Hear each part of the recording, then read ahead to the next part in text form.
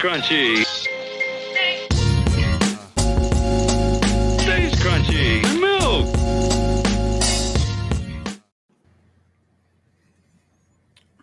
So the Cavs got a 1-for-1 trade, something that rarely happens this day and age. Most of the time you're trading picks and other people and so forth and so on. But a 1-for-1 deal, Isaac Okoro to the Bulls for Lonzo Ball in return. I see this trade, I'm like, oh my God, is that good or not? Because ain't Lonzo Ball been hurt for like 2 years? So I immediately go to Box, like, is this good? And he is like, this is great. And I'm like, oh, well, this soothes my soul. Tell me, sir, why is this such a well done, well pulled off trade? Well, I thought it was a great trade from the perspective of you get off of Isaac Okoro's money, which he has 2 years left on his contract at $13 million average per, whereas Lonzo Ball's on a 1-year contract for $10 million.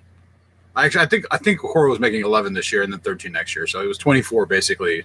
So 12 average. Lonzo Ball's on $10 million this year, and then there's a team option for $10 million next year. So even if you wanted to keep him, he's cheaper than Isaac Okoro would have been.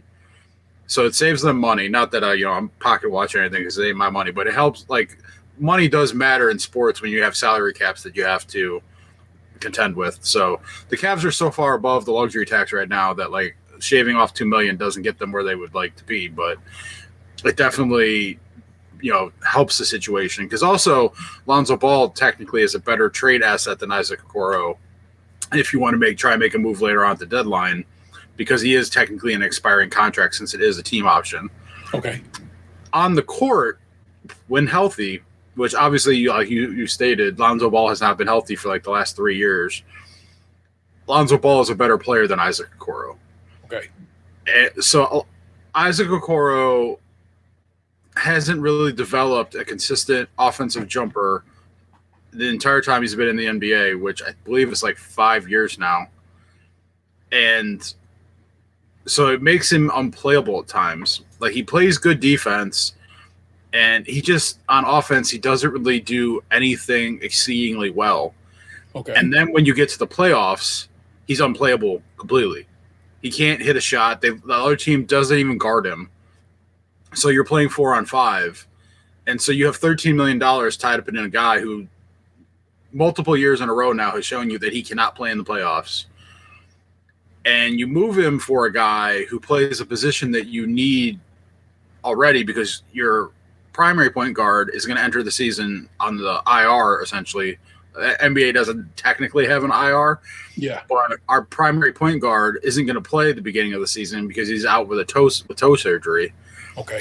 The guy who would have been the backup was a free agent, so you would have had to have tried to negotiate with him, which, like, they have a better idea of what he wanted than, the general public does. Yeah. So maybe to them, Lonzo Ball was a cheaper option that could hold the fort down until our primary ball handler is healthy and ready to play. And so you basically move off of a salary spot and you reallocate those funds to a position of need that could eventually be your backup point guard, because Lonzo Ball, when he is healthy, he's shown that he plays about 20 minutes a game. He, can run an offense, he can pass, he can play defense, he can shoot. So he becomes a valuable backup who could be a spot starter.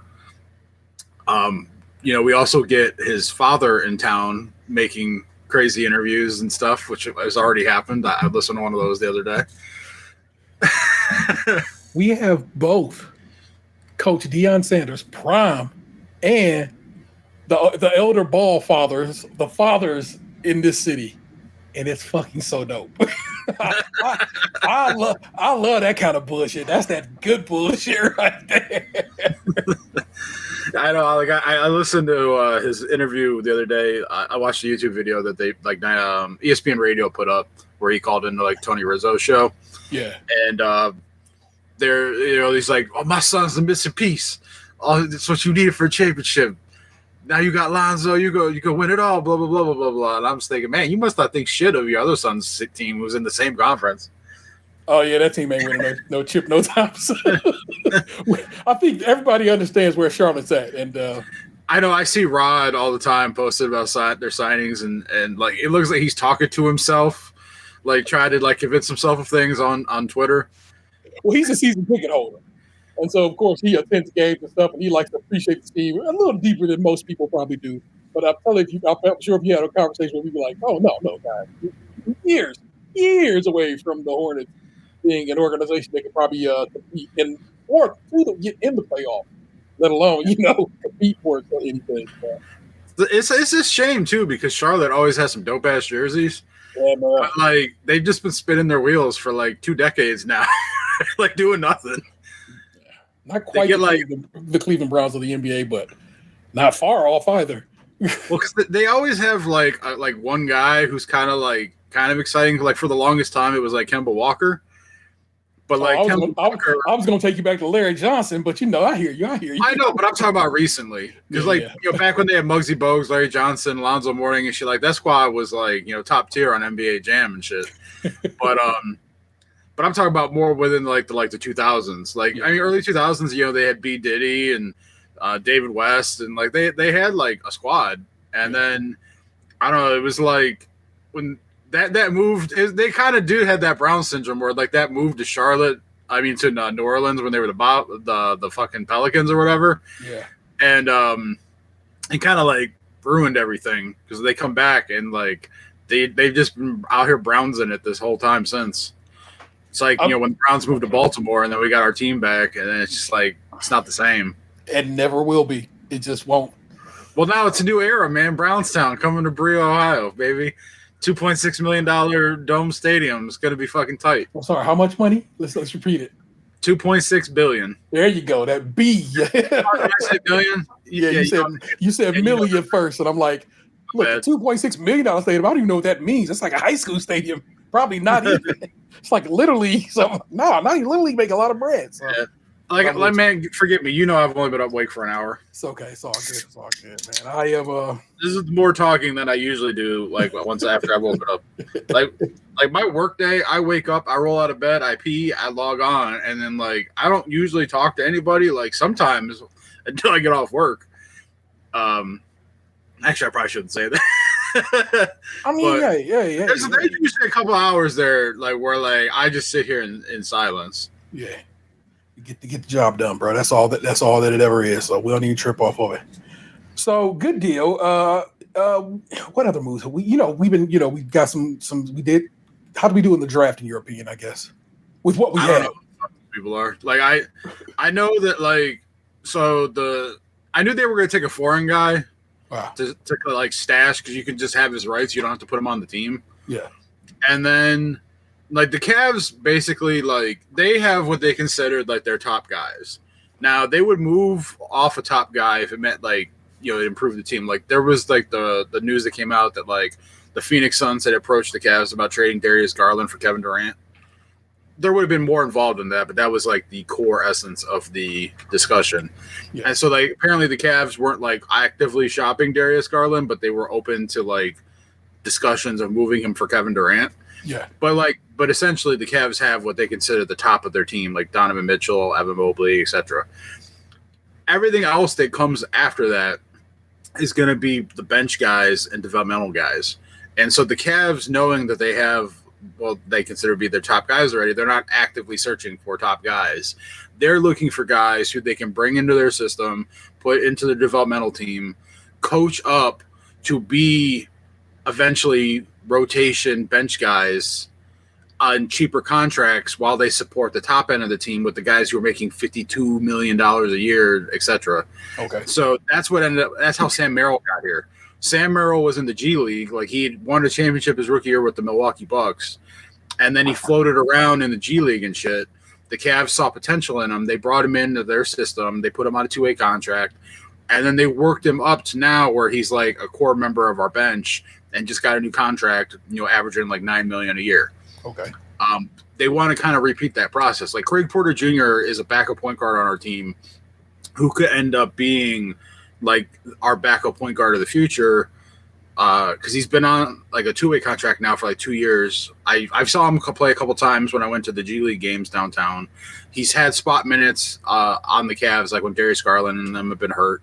So like he's someone who like the Cavs. He was an undrafted free agent. They brought in. They've signed. They've worked with. They've helped develop. But he's getting a 3-point shot. Before he couldn't shoot at all. So like he's someone that they're trying to like kind of like groom. It's like having like in the NFL how they have the practice squad. Yeah. And they work people in, and they become backups, maybe spot starters. It's the same principle. You want to find guys that you can have on your team for the cheap, that you could build into like they do something well for your team at a controlled cost, while you support the top end. Okay. Do we do that particularly well as compared to other organizations, or are we they didn't back in the day? Because back in the day, it was always we got to burn every asset to try and keep LeBron happy. So everything was top heavy. Everything was trying to find value in the margins to trade, every stone unturned. Then they shifted to rebuild mode, where there was high draft picks, development. And so that's part of the shame of the whole Isaac Okoro thing, because they drafted him 5th overall in the draft. Now, I don't know who came after him. Like, I'd have to look that up. But like a top 5 pick, you would hope he would become like a rotation player at some point, and they just couldn't make it work with him. But Sam Merrill, like I said, is someone they've been a success story. I mean, I would say that to some degree, Jared Allen was a success story, because he was like a backup in Brooklyn before they traded for him, and like he's really blossomed into like a starting caliber center. Evan Mobley is a guy they drafted and developed. Darius Garland was a guy they drafted and developed. I know those are the high-end big guys, but they still the Cavs did have a stellar track record back in the day of developing their rookies. They got lucky that LeBron was basically the best ever, because they drafted after LeBron. It was like Luke Jackson, who they had back surgery, and then he never really became anything. Boobie Gibson was probably the best Cavs draft pick I can remember of the early 2000s that ever became anything. Everyone else was nothing. They either got the pick got traded, we never even got them, or they just didn't develop in anything. And part of that, I have to imagine, would be hard when you're playing with LeBron. If you're it's probably easier to develop on a team where you actually get to play through your mistakes rather than needing to be at the top of your game immediately. I saw something recently where it was talking about this big man who was in Golden State a couple years ago, and he said he was thriving when Steph Curry and them were all out hurt because he got to play. And then when he came, the big names came back, that he basically got relegated to setting screens and standing in the corner. And it the dig on the guy was well, now you're out of the league, because they traded him to Utah because he asked to come off the bench rather than start, because he was hoping to get more of an opportunity playing without the big name guys. Yeah. And he got traded to Utah, and he was out of the league a year later. Wow. Let's take a look at the draft picks following Isaac Okoro. That is Onyeka Okongwu. I don't know that guy. Center. He plays for Atlanta. He's not bad. Killian Hayes isn't really anything. Obi Toppin is now on Indiana as a backup big man. He plays well in that role.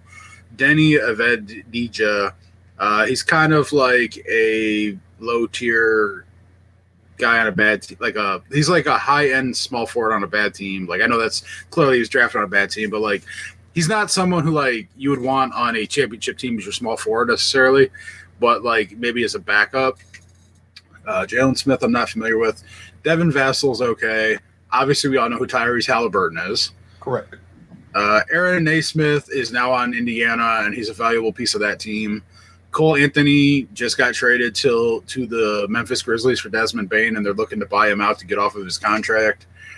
Isaiah Stewart, I believe, plays for Detroit. He's their enforcer. He's the one who tried to kill LeBron 2 years ago. Josh Green, I think, got traded to Charlotte, if I'm not mistaken, in the trade last year for their small forward. I forget his name. Sadiq Bey, I believe, is hurt. I believe he's on the Wizards now. I think he had tore his ACL playing for Detroit or something. Tyrese Maxey's a fucking all-star. Precious Achua he's a backup on the Knicks, I think. I don't know if he just signed someplace else, but I know he's been a backup on the Knicks for a bit. Played, all right.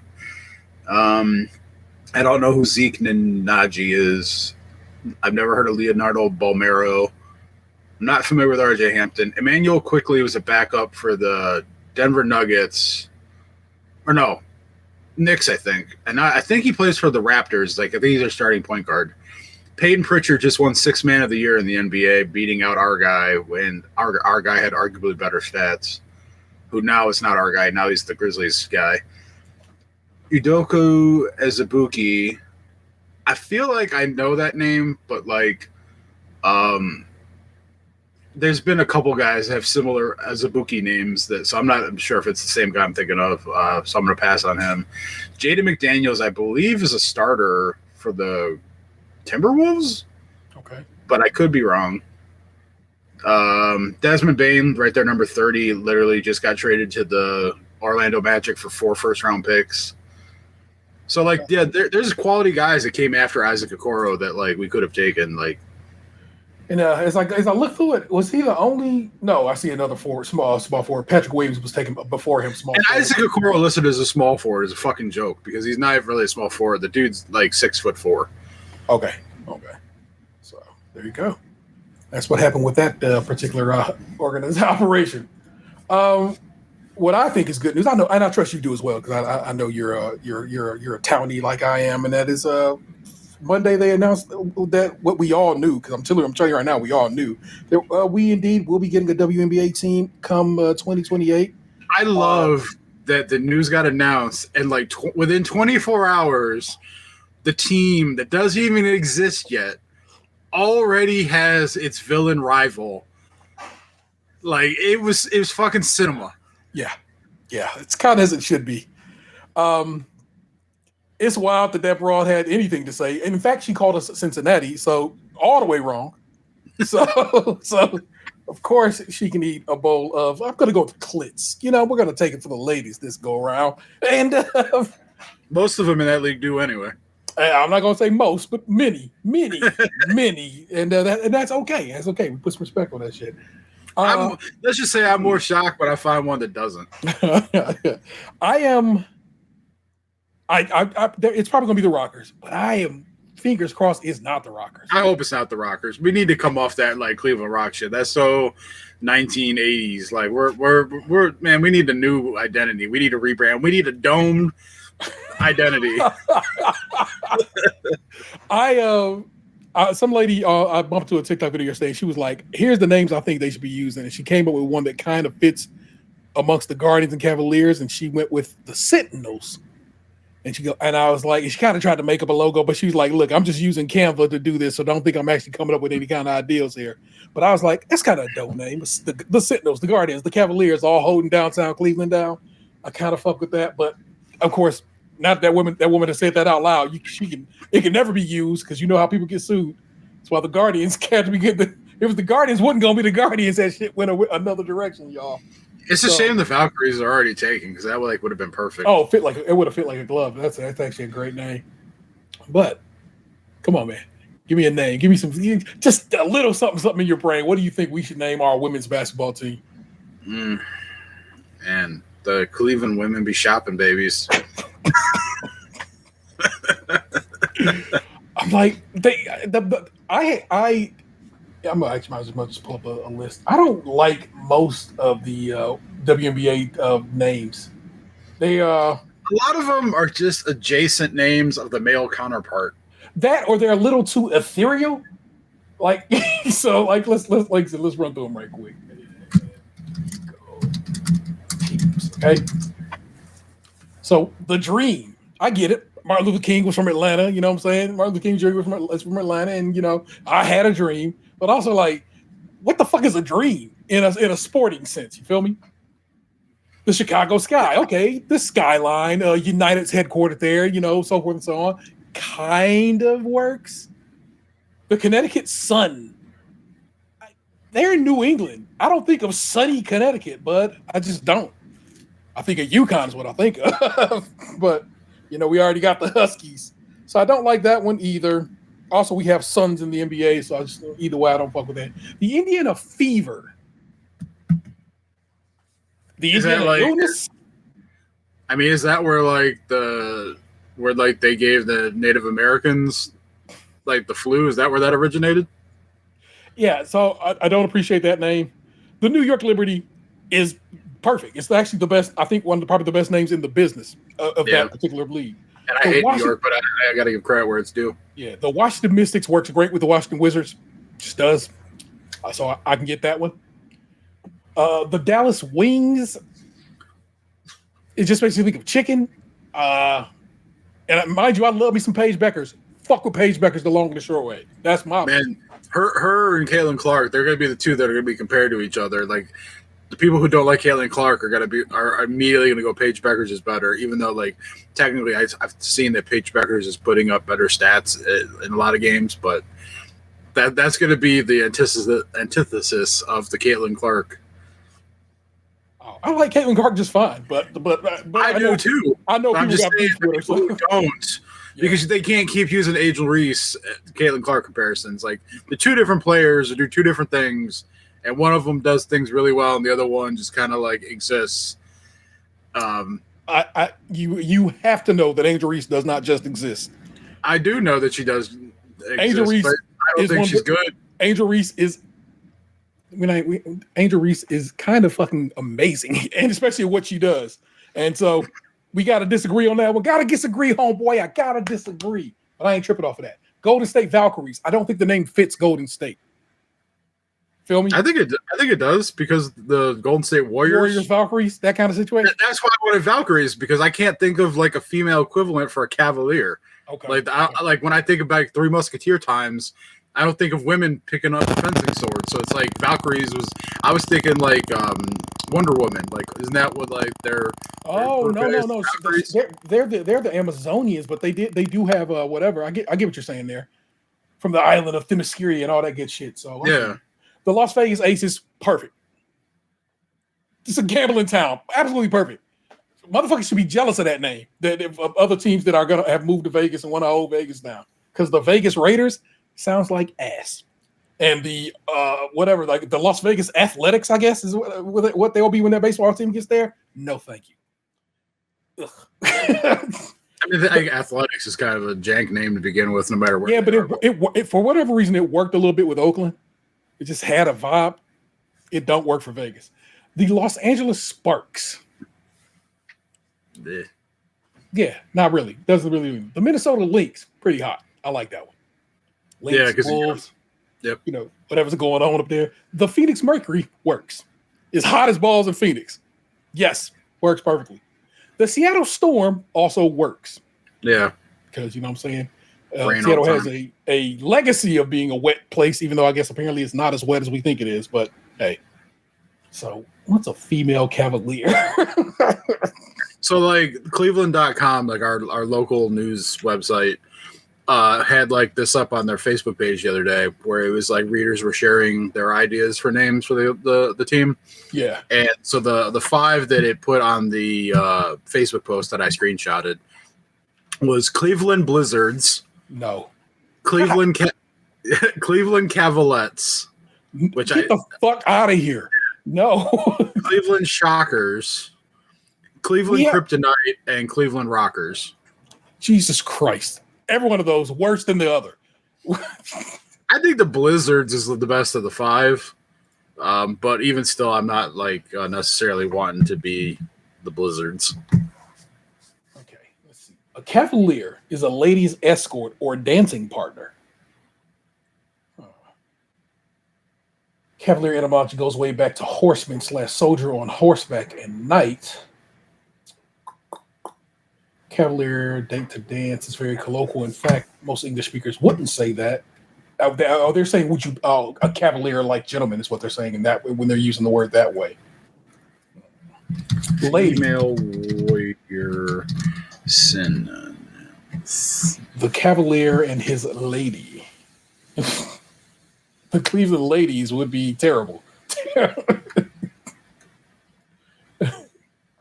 me some. What do you got? What you pull? I'm trying to find, like, it didn't really, it gave me warrioress, which not really what I'm looking for here. Don't even go for female, just go for synonyms for warrior.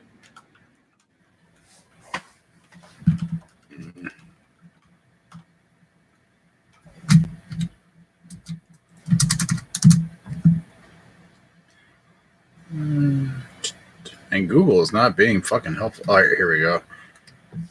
The thesaurus. I'm looking at the source too. My internet is quite slow. Internet. My computer is definitely starting to show its age. Yeah. Champion, fighter, hero, soldier, GI, battler, combatant, conscript, trooper,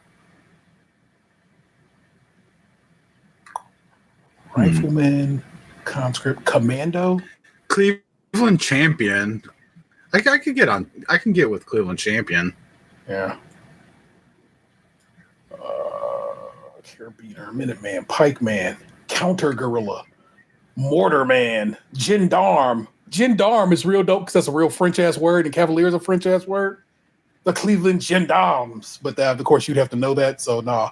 Spearman, Militiaman, Cuirassier. Let's see how we pronounce that one. I wouldn't know how to pronounce it. All right, so here's champion, advocate, ally, backer, challenger, champ, conqueror, Cleveland Conquerors, defender, endorser, exponent, expounder, guardian, hero, heroine, medalist, nonpareil, number one, numero uno, paladin, partisan, patron, proponent, protector, supporter, sympathizer, the greatest, title holder, top dog, upholder, vanquisher, victor, vindicator, warrior, winner. I don't know. I don't think I'd hate the challengers. Yeah, I can see that. The Cleveland Challengers. I want to know what a Cuirassier is. Cuirassier. Tell me how to say that word, computer. All right, here we go. I'm going to see if I can see that. Cuirassier. And neither one of those work for a sports organization unless you're in Europe. So no. What about something like, you know how they do, they'll be like Cleveland Basketball Club, you know, that they do for soccer clubs or some shit, you know what I'm saying? No. Because European basketballs have a lot of that. They do that weird little situation with naming. I can't call it, y'all.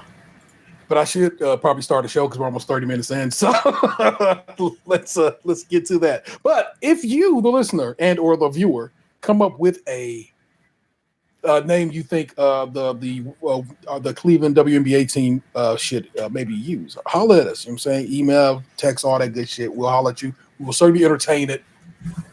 And if we come up with something in the meantime, we'll share it with you. So. Rappers is talking to me as if we in the same boat. I tell them quick, no, I move coke. And you and I don't share no common bond. So forgive me if I don't receive you with open arms. It shames me to no end to feed poison to those who could very well be my kin. But where there is demand, someone will supply. So I feed them their needs and at the same time cry. Yes, it pains me to see them need this. All of them lost souls and I'm their Jesus.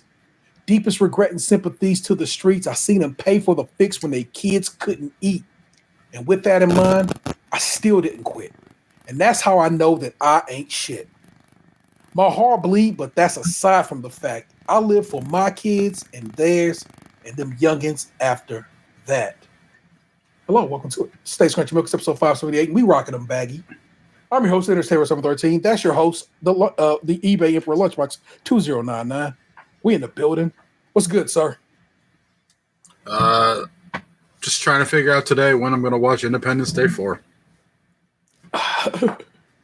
When I went upstairs before, just a little bit ago, as you know, Vanessa was up there watching it on her phone. So I love that's occurring. At some point, I might have to get down with it as well. I know. I realized that I said it wrong, but yeah, Independence Day. Like I watch it every year. Like this is my one like tried and true tradition is that I watch Independence Day. Dope. Fuck with it. You go anywhere tonight? Going to go kick with anybody or anything for fireworks? I have absolutely no plans the entire weekend. Lovely. I am going to Brunswick to go to Vanessa's people's house, and that's exactly what it's going to be. It's not that I always love them to death. Well, almost all of them. Love them to death. They're good people, so forth and so on. The reality of it is, as always, I am the only black person amongst these people, and it always just has a slight bit of discomfort to it. So I will be amongst all these people and chuckling and laughing, and somebody will say something uncomfortable, and I'll be like, "You motherfucker," because they can't help themselves. But tis what it is, y'all. You know what it is. Regular show. A couple news stories. Some of the assholes. Box takes some stories about him. Do I have any stories about me? I don't know. I might whip something up. And it's vibey, brother. We out here, and I enjoy that we are. We're doing it a day late, so if you're watching this live, and I see one eyeball in the chat right now, so somebody watching this live, hey, thank you for that.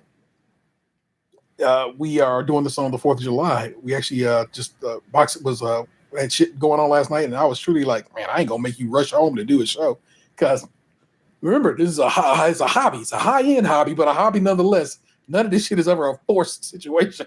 So you didn't get a show this week if you're on the free feed, but if you are a patron, you got We Tried. I did a whole We Tried testing some smackaroos, and I hope my Patreons enjoyed it. I got long-ass Vanessa hair on my arm. I just saw. I'm like, God damn. You can't see that because it's a fine-ass hair, but that shit was long as shit. So let's get to the business of the business. If you heard a little bit ago, Box is talking about how the future of the Cleveland Browns is in Brook Park, Ohio. That's because Governor Mike DeWine signs off on using unclaimed funds for the Browns Stadium, future Ohio projects. What does that mean? That means that they're already taking our money, and now they're going to take even more of our money. Oh, turns out Ness went through, found her some money in there, some unclaimed funds she had in there. 2 different sets of unclaimed funds. So again, what's going to happen is everybody's going to be aware that also, no shit, I got unclaimed funds, and this treasure chest that they think they've discovered is going to be emptied, and then when it's needed, it won't be no bread there. All you're doing now is bring attention to a thing a lot of people maybe wasn't aware of. But let's read this story. Nick Evans on the byline with his signature Monday. This is from the Ohio Capital Journal. Late Monday night, Ohio Governor Mike DeWine has allowed a controversial funding plan for a new Cleveland Browns stadium to go forward. The state will tap its multi-billion-dollar pool of unclaimed funds, money which belongs to ordinary Ohioans, to pay for the Browns stadium and other sports and cultural facilities in the future. Shortly before DeWine signed the budget, Attorney General David Yost urged him to veto the provision. Yost argued taking money from Ohioans to fund a privately owned stadium is poor policy. 2 former Democratic lawmakers who threatened a class action lawsuit last week said they will be going forward. DeWine did, however, make one minor tweak to the funding mechanism. The initial program set at $500 million threshold. Projects beyond that amount were eligible for up to 25% of the cost in state funds, but those costing less were only eligible for 15% in state funds. The governor argued that the cost floor would have the perverse incentive of encouraging projects to become unnecessarily more expensive to meet a threshold for state funding. Instead, all projects will be capped at 25% state share. Why let it go forward? Although the governor declined to veto the use of unclaimed funds, he didn't completely embrace the approach. Well, as you know, this was not my first choice. I had another way of doing it, DeWine told reporters. The governor's opening bid would have increased taxes on sports betting to fund new facilities, but governors don't get everything they want. Nobody gets everything they want. He explained that even if we're all investing in our own ideals, he took a step back and focused on his priorities. To me, the biggest objectives were no taxpayer dollars used. This is essentially a new tax. You're a liar for saying that. For this, in the sense of nothing coming out of the general fund, nothing competing against education, DeWine explained, and it couldn't just be about the Browns. It had to be universal. Oh, my God. When you get the 2 prime objectives, DeWine said, it seems to me it's time to say, yeah, I'm achieving what I wanted to achieve. In a social media post, Browns team owner Jimmy and D Haslam praised DeWine for approving the plan and promised to deliver a transformative project that would create a generational impact. Still, DeWine's own comments underscore how fine a line he's walking. The new fund will be built exclusively on taxpayer dollars in the form of owed deposits or reimbursements the state officials are holding until claim. The governor stressed that the stadiums should not compete with mental health. Stadiums should not compete with education. By sidestepping the general fund, the budget avoids those trade-offs. But it's a distinction that might not make a difference to average Ohioans.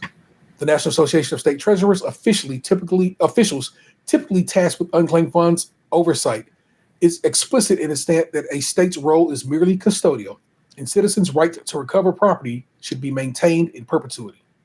Ohio's new budget gives claimants a 10-year grace period, but following that, all assets left in unclaimed funds trust for more than 10 years will get transferred to the Stadium Cultural Facilities Fund. There's a lot more to that story, and people. That's just it's a tax on a different part of people, and so don't hear that this is not a tax because it is. You just made up some shit and like, see, this is not taxing.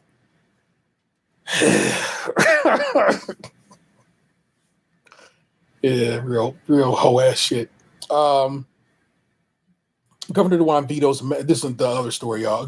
This is both about the budget. Both Governor DeWine using his pen to do some what are called line item vetoes. Governor DeWine vetoes measure that would have been suicide for Ohio pharmacies. Marty Schladen on the byline once again for the Ohio Capital Journal. Ohio pharmacies were worried that a measure inserted into the state budget would cause mass closures. Governor DeWine on Monday vetoed it and said that lawmakers in the Ohio House and Senate asked him to. Now think about this. These people say that they wrote this law. These people then voted and say, yes, I want to pass this law. And then they run to the governor like, hey, yo, don't pass that. That's the kind of bullshit we got going on in the Ohio State House right now, y'all. In his veto message, DeWine acknowledged that Ohio pharmacies are closing rapidly and said he and Lieutenant Governor Jim Tressel, who used to coach the Buckeyes, okay? That's who we just decided to make our lieutenant governor. Think about that. That's what's going on in the State House of the great state of Ohio. Last year, Ohio lost 215 pharmacies, and the total number dropped below 2,000 for the first time in memory. According to an online tracker launched by the Ohio Board of Pharmacy, pharmacy owners have long complained that huge pharmacy middlemen with conflicted interests have used a non-transparent system to underpay them and drive them out of business. In response, the legislation was introduced in the Ohio House earlier this year that would require the middlemen to reimburse pharmacies for drugs based on a public database compiled by the federal government. This would only allow pharmacies to break even on drugs. So the legislation also required the middleman to pay a $10 per prescription dispensing fee to cover pharmacies' overhead, such as payroll, rent, taxes, and insurance. It's based on a statewide survey regularly conducted among pharmacies. Then the Ohio Chamber of Commerce got involved, telling state senators that the dispensing fees were a tax, just like that tax that we just talked about in the last story, and they should oppose them. But they didn't oppose the tax that comes out of the other people's money for the other. Anger just rises up in my throat. The chamber made the claim even though the Ohio Department of Medicaid in 2022 adopted a similar system and saved $140 million in the process. Despite requests, the Ohio Chamber hasn't disclosed how much money it gets from the middleman, known as the Pharmacy Benefit Managers, PBMs. The company that owns the biggest PBM, CVS Health, was a presenting sponsor of the Chamber's 2024 Healthcare Summit, and an executive with the company delivered a keynote speech. The Ohio Senate attempted a compromise between the House legislation and the Ohio Chamber demand for no dispensing fees. It would have required PBMs to reimburse pharmacies in a transparent system, but would have eliminated minimum dispensing fees. The Ohio Pharmacists Association said that it would be much worse for pharmacies than the current inadequate setup. Pharmacies could only break even on their drugs, and they couldn't recoup their overhead, they said. It's any pharmacy's suicide bill, David Burke, the organization's executive director, said last week. In vetoing it, DeWine agreed. This item was intended to strike a compromise between interested parties on how to best regulate the practice of pharmacy benefits managers in Ohio and the requirement for a fair and transparent reimbursement for Ohio pharmacies. The governor's veto message said, however, due to drafting errors, the language will not achieve the legislative intent. They just lie. Just to our face. Just like without, we wrote this fucked up. So that's what's really going on. Not that people who have interest in this approach us and say, hey man, don't do that to our money. Don't fuck with my bread.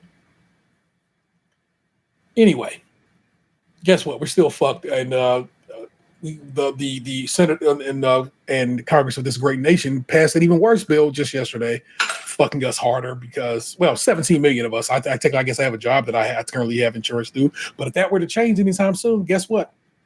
Still probably wouldn't have no insurance because they'd be like, you got to work to get insurance because that's a dumb reason. That's a dumb thing we do in this country. We make people work for their insurance instead of just providing insurance like every other nation on the planet does. Fucking politics as usual, y'all. I'm not going to read the rest of that story. I'm just getting angry as I read it. Those are your news stories for the week. Govern yourselves accordingly. We outside. Boxman, I like when I get to hand the reins of the show over to you because I can just breathe for a moment, take in your stories, hear what's been going on in your world. It's time for some story time at Lunchbox, sir. Let me push play on your little your video package here. I hope it's like the Wonder Years where like you got me like playing in the front yard by a white picket fence, and then like me looking lovingly into like my crush's eyes as I kiss for the first time, and then all of a sudden I'm getting on a boat to war. I thought it would involve books in some way, story time, but damn. Wow. Yeah, I mean, I guess reading Rainbow works too.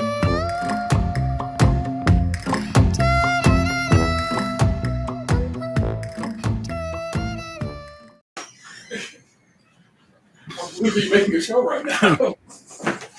Well, this is interesting. I come back from the video package and you're not even there.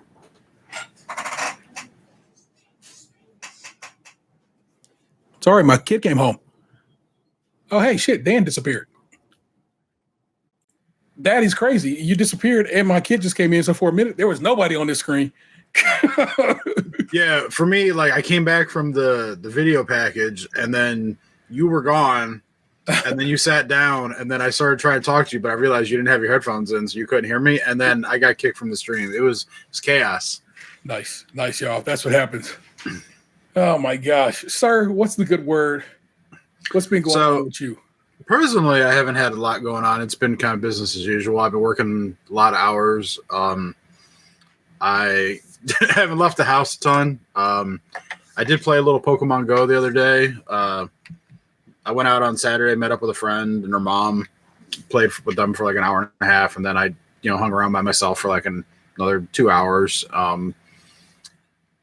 But outside of my personal happenings, I did have a conversation the other day. So my youngest brother calls me while I'm working, and he starts talking to me about how his friend is trying to talk him into moving into an apartment in downtown Cleveland. And he kind of wants to do it because he wanted to know how old I was when I left home. Okay. And he tells me why he's asking me this. And I'm just like, boy, you're stupid. I'm like, I understand wanting to get out on your own and everything. I'm like, but you are not ready. I'm like, you're barely 18. You don't have a actual job. You're about to start school in a couple months. I'm like, how much is it? How much is this going to cost a month? He goes, $900. And I'm like, okay, so the rent is $900, right? And he tells me like what he makes under the table at the current place that he works, which, there's no guarantee. Yeah. And he tells me, and I'm like, okay, so it would take 2 paychecks for you just to be able to afford rent. I'm like, so come the third week of the month, you could finally eat food. I'm like, you have no savings. You're about to start college or an equivalent of college. I'm like, I get not wanting to live at home and you're tired of like mom, feeling like she's like riding you and wanting you to do things you don't want to do and shit. I'm like, but you got to suck it up for a while and, just ride it out as long as you can because free rent don't come around very often. And when you get it, you got to take it because like it's hard out here for a pimp, man. I'm like, everything costs $1 million and you don't make $1 million. And so you just got to fucking suck it up while you can because take advantage because it ain't gonna be there forever. And I'm like, let me guess, the kid who's asking you to do this, he comes from a wealthy family, right? I'm like, "This is someone you went to school with?" And he's like, "Yeah." I'm like, "Yeah," because that kid has no fucking concept of money because he's never wanted for anything, and his parents are probably gonna pay his half of the fucking rent. I'm like, sure. yeah, I'm like, so like, I get like wanting to shack up with your buddy. It sounds like a good idea, and I've done it. It's fun. It has its time and place in your life. But like, you are not at that point where you can afford to do that. And I think by the end of the call, I talked him out of it. Yeah. But like, and I'm like, there's a part of me that hates that I had to like kind of like kill a dream. But like, there's like that part of me that's like, I gotta look out for this little motherfucker because if he just locked to his own devices, he could be out here doing all kinds of stupid shit and putting himself in positions that he can't afford. Because like, I'd much rather have the "hey, I want to do this" call than the "hey, I can't make rent. Can I borrow $900 this month" call? Because I'm just gonna have to be like, man, I ain't got it, pimping. Yeah. See the way my bank account is set up. Oh my gosh. I tell you often when we talk about this how much I appreciate your big brothering him. You know what I'm saying? Because he needs that. Because essentially, man, he was found an only child. I know there's a bunch of y'all, but the reality of it is he was raised by, it was just him and your mom and stepdad. Like, yeah, like I was already in my 20s when he was born. So yeah. So you know what I'm saying? He was essentially all by him lonesome. And so sometimes it might feel like he is an equivalent to the people he went to school with, but he is not. And that's okay to be like, oh yeah, I guess I am not that. I don't live over here in the heights, quite literally, and I ain't got that heights kind of bread, so I need to put some respect on it. So yeah, that I hope you have convinced them, or just been like, well, look. Again, at 18, stay your ass where you got to stay at. Stay home or in a dorm somewhere. Don't be. Yeah. I told him too. I'm like, all right, so you're going to be working. Because I asked him, I'm like, well, when do you start school? And he told me, and he goes, but I'm only going to school in the evenings. I'm like, so what are you doing during the day? He's like, I'm working. I'm like, are you working like a full time? He's like, yeah. I'm like, all right. So I'm like, you want to pay $900 when you're going to be working from like 8 in the morning to 4 in the afternoon. Then you're going to drive from work to go to school from like 5 to 8, 5 to 9. Then you're going to drive from school back home and then do what? I'm like, your ass is going to be tired. You're not going to be doing anything but work in school and sleep.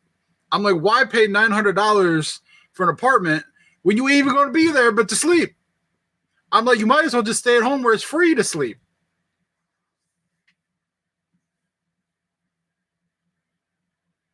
I can't feel the dead air here. Sorry, I was dadding. My son just came in with a letter from the Turnpike saying he owes them money for a bike that he has the license plate for, but a bike that he no longer owns. When you say bike, you mean motorcycle? Yes. And the date they are saying this ticket occurred on was well past the time he had already sold the bike. And of course, again, the license plate is in his possession, so it wasn't on a bike, and also he wouldn't be on a Turnpike. So now he has to, of course, call the Turnpike, which don't do it on today because today is a holiday service. This is the second time I've had to call a Turnpike over a plate. Oh, I know. The strip was not me. Trust me, I've been there. And so how hilarious. Box over here telling you a story of Big Brother, and I have to tell you a story of fathering that came out of the blue. I was like, what is my child doing over here? He just off my eye. I'm like, what is happening right now? But again, I am you like I said, you laid it out for him, explained it to him, and hopefully he's like, okay, man, my big brother know what he's talking about. I would come to you for, especially at that age, where I'm in this position. I would certainly be coming just directly to you for your guidance. Like, this man seems to know what he's doing, has his shit together, relatively speaking. You know what I'm saying? I know you might argue to the contrary in some regards, but I think you have your shit together. And so, yeah, I'm gonna come right to you and be like, hey man, what should I be doing here? And you're like, it should not be moving downtown Cleveland, Ohio. I'll tell you that. Yeah, like at some point, sure. Yeah. But like finish school first. Yes. Get a real job, make real money. Focus on this education while you're there so you can go out and get a good job and so forth. Hopefully, because it's America right now. We know what's going on here. But in theory, that all should play out and work itself out as such. And then you may not even have to rent. You might, be able to start stack bread and go buy. Well, that was where the next part of the conversation went. He started talking about buying a house. And he's just like, how much would I need to buy a house? And this and that and the other. And I'm like, I'm trying to explain to him how all that works. Yeah. Like, you know, as far as like having actual money in a bank account with proof of where you got the money. Like, under the table job isn't necessarily a provable income to a bank for a mortgage loan. You are right. You're right. You know, seasoning in the bank account. You can't just throw $10,000 into a bank account and have it sit there for a week and then be like, here, I got $10,000. They'd be like, well, where did this money come from? And then you have to be like, oh, well, you see the way my bank account is set up. It's a gift from my parents. Yeah, that's the ticket. Yeah. All right, well, give us the bank account where it came from out of their, you know, bank account and a letter from like. I'm like, yeah, like there's a process here too, you know, like. Yeah. Just young and not dumb per se, but dumb in the sense that he's quite literally ignorant of the ways of the world. You know what I'm saying? Yeah. I mean, you know, it's no fault to him. He just turned 18 last month, so like, at least he's asking questions. Yeah. Yeah. My kid was talking to me the other day about something, and I was like, "Where the hell did you learn about this at?" And he goes, "Oh, I took that little finance class." I'm like, "I am so grateful that damn school tried to teach y'all some things about life." And so I was like, "Okay," because most schools don't. Trust me. And like, I'll be honest too. Like, I wish schools would have been more offering of those kinds of things when I was younger. Yeah. But like, I also like. I wish it had come from school because then I kind of would have been forced to at least like sit through it. And even if I wasn't fully paying attention, I would absorb some of it just by being in the room. Yeah. Whereas like I could tune my dad out when I was a kid, like, and you know, just not care. And I'd be like, all right, I just got to let him talk and then I can get back to playing Pokemon. Yeah. And so it's like, I could have had a lot of information earlier where I would have been taking advantage of it. Whereas like now I'm like kind of starting on certain things later in the game where if I had started it 10 years ago, I'd be so far ahead. And so like, you know, I know I wasn't at a position to accept some of the information when I was younger, but I wish I had been. Yeah. It's just the way the walk walks, man. We are here. And when I think about the fact that I knew about Bitcoin 14 years ago and I didn't buy any of it, I beat myself up every day. Okay, so sort of, but also that shit seemed like a scam when they first started talking about it. It could be, it could not be. I don't know, but like all I know is that one Bitcoin's worth like $109,000 now, and I knew about Bitcoin when it was like $400. Yeah. Everything about the old blockchain seems like that's weird. How come only they making money off of it, but you not? Like, don't get me wrong, like, but this is the other thing. It's like gold. Gold's been around forever. Yeah. I could have been buying gold back in, you know, like 10 years ago. You know how much an ounce of gold is now? How much is an ounce of that good going? Roughly around $3,400. Craziness. A year and a half ago, it was like less than 2,000. Wonder how much gold was going for, let's say 10 years ago. If you give me like a minute, I could tell you. Go ahead. So give me the historical data points on how much gold was going for. Probably some bank transactions and even Bitcoins. Let's see. 10 years ago, around 10 years ago this time, you could have bought an ounce of gold for about $1,200. Wow. That's far better than the current interest rates. So you would have crushed on some gold purchases. At this moment, an ounce of gold is worth $3,352. Man. You could have bought an ounce of gold a year ago for $2,300. So you could have basically accrued an extra $1,000 worth of value in 1 year's time. Yeah. Because that's how shitty our economy is. We are not a financial podcast. Do not take things we say as financial advice. Oh, all we're doing is giving you strictly for entertainment purposes. please contact your financial advisor for your own personal financial situations. All we're doing is giving you some historical data points, and you do with them shits what you will. The reality of it is each and every recession we have had in the last 15 of them shits has come under Republican leadership. And so we are fucked every time you go ahead and vote a dumbass in office like you just did this last time. So that's on y'all, not on me. So you've given your brother the guidance he needs. Hopefully he accepts it and learns from it and is therefore a little better off going forward. And I'm glad. What did he end up going to school for? I know for a minute there he was talking about photography and so forth and so on. What did he end up making a decision? He's going to be a mechanic. Okay. He just decided to take it. Well, I mean, look, we need mechanics, we need plumbers. So he ain't wrong. All that shit is real. And if anything, if one point he could probably own his own garage and that becomes, you know what I'm saying, that becomes the thing. So that is a wise move. So I gotta put some respect on that ideology. Because the bread is needed, y'all. So we'll figure it all out. Ah, man, anything else been going on in the realm of Daniel? No.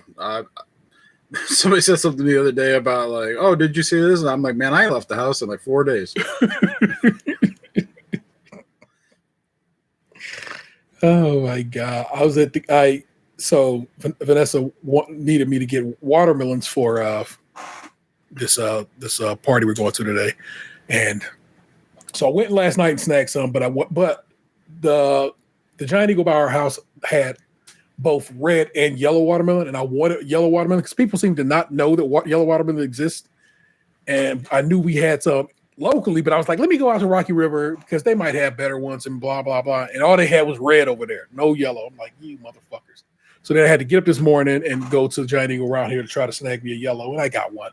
But also, combination of things. It is both early in the month, meaning the old pensioners are out there shopping, and it is also a holiday, meaning everybody's trying to get shit to go for, they party or whatever they got to go to.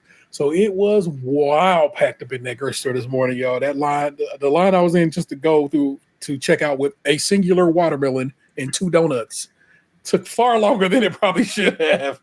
But that's how it goes down in these streets, y'all. So why is my mouse seemingly stuck? There we go. I got it. So that was a bit of a something. So I'm with you on maybe rather stay in the house if I could have. So, oh my gosh. Well, hey, there you go, man. That was some story time and lunchbox. A wee little bit of that. Let me give you some tea time, which I kind of technically just did, but I got a clip now, so I got to use it, right? So let's push play on that.